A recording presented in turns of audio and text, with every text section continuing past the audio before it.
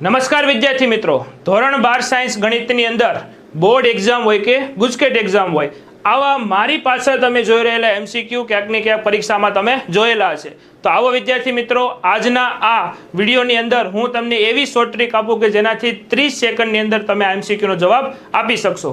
આવો વિદ્યાર્થી મિત્રો, રકમમાં લખેલું છે y બરાબર cos x, x બરાબર -π/2 થી x બરાબર π/2 વચ્ચે આવૃત પ્રદેશનું ક્ષેત્રફળ મેળવો.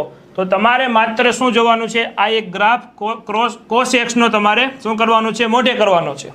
આ cos x ના ગ્રાફની અંદર વિદ્યાર્થી મિત્રો તમારે x શું આપેલો છે, -π/2 થી +π/2.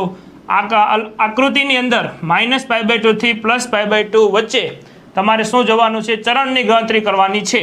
તો આવો અહીંયા -π/2 છે, +π/2 છે, કેટલા ચરણ છે, 1 અને 1, 2 ચરણ હોવાથી ક્ષેત્રફળ આવશે 2. ત્યાર પછી નીચેના એમસીક્યુમાં x બરાબર π/2 થી 3π/2 જોવા આલેખને, π/2 થી 3π/2 ફરીથી કેટલા ચરણ આવે છે, એક અહીંયા અને એક અહીંયા, 2 ચરણ આવે છે. આન્સર બોમ્બે.